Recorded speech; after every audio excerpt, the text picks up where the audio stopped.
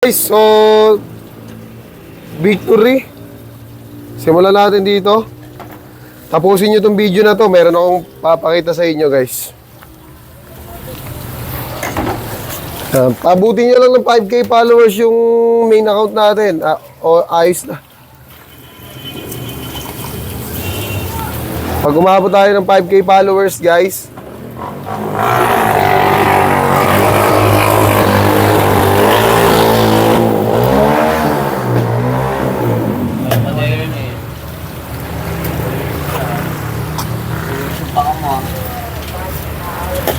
pag umabot tayo ng 5K followers, guys, bibigay ko na sa inyo itong mga knife na to. Siyempre, mamimili ako sa lahat ng mga followers natin. Doon ako pipili kung sino yung mananalo ng knife.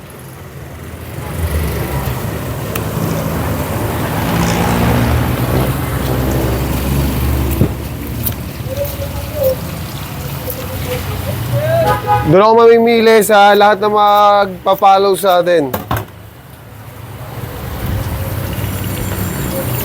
Kaya sa mga hindi pa nakapollow dyan, alam nyo na, guys.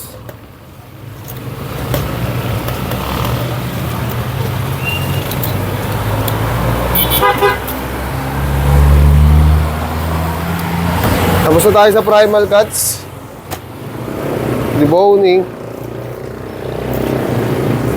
Napakasarap gamitin ito, curved knife. Victory curved knife, made in New Zealand, 13 cm.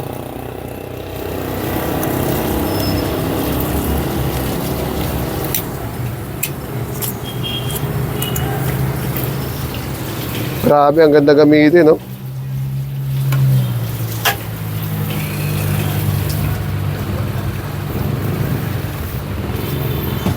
Diba? First layer.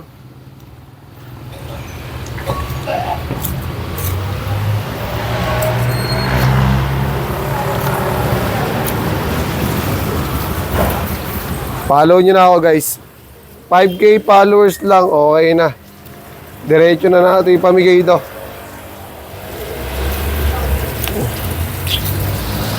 Siyempre, makikita ko naman doon kung sino talaga yung mga dapat bigyan sa hindi dapat bigyan.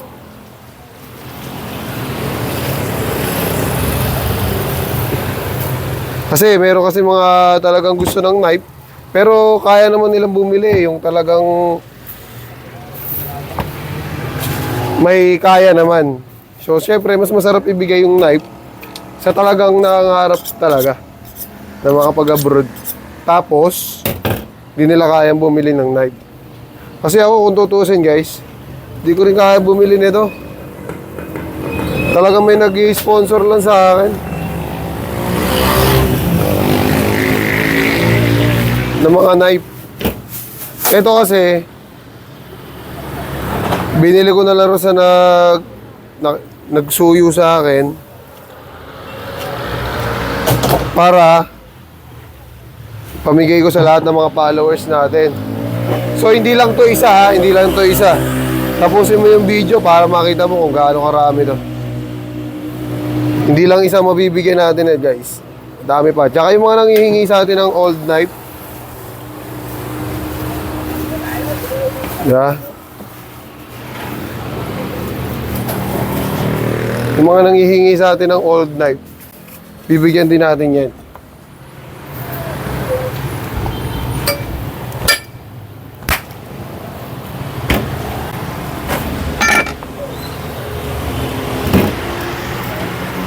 Canadian deboning tayo, guys. So ito, ituturo ko lang sa inyo to. Yung mga layer. Ito, sarili kong diskarte gagawin ko rito, ha. Para maituro ko lang ng maayos. So di ba ito yung tinuturo kong layer. Ayan, ito. Tanggalin natin yan. Ayan yung tinuturo kong layer.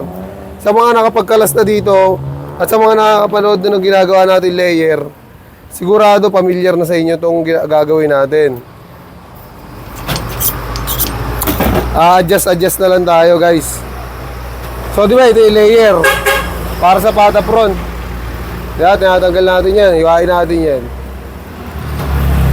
O, pag nahiwa mo yung layer na yan, tanggalin mo na agad yung mga nakakadikit na laman sa buto. Kaya, ganyan lang kasimple. Ganun din dito sa kabila. Ganyan. So, pag natanggal mo na yan, tanggalin mo yung ibabaw. Pag natanggal mo na yan, pwede mo i-dire-diretso dito yan. Sa may layer na shoulder blade. Yan. Sa ibabaw ka mag-start, oh. Yan. Kasi ibabaw na ito, shoulder blade na to, guys. Kaya pag natanggal mo yung mga laman na yan, oh, shoulder blade na yan. So, dire-diretso mo lang yan ng hiwa hanggang baba. Yan. O, di ba? Dire-diretso mo lang ng hiwa yan hanggang baba. Sabi ko nga sa inyo, pagdating nyo sa Canada, hindi kailangan ng sobrang simot yung laman. Dahil hindi, yung buto sa kanila, wala lang pakinabang. Dito lang sa atin, binebenta lahat, pati buto. Siyempre, alam mo naman, basta may lasa pa yan, pwede pa yan. Pang sinabawan, pang kaldo, o kaya may mga alaga tayo. Sundan nyo lang yan, guys, oh. Ganyan lang, tapos angat nyo lang ng konti ito, hawakan nyo lang dito. Kung sa kayo komportabling parte ng shoulder blade, doon nyo tanggalin yung mga laman sa ilalim. Basta make sure lang, tatandaan nyo yung pinakang buto ng shoulder blade. Kaya pag nahiwa nyo na kasi yan, susundan nyo lang naman yung buto dyan sa ilalim. Ayan, oh.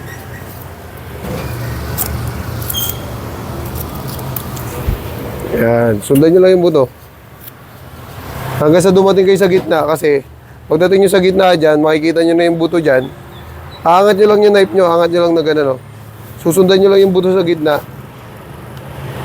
Ayan.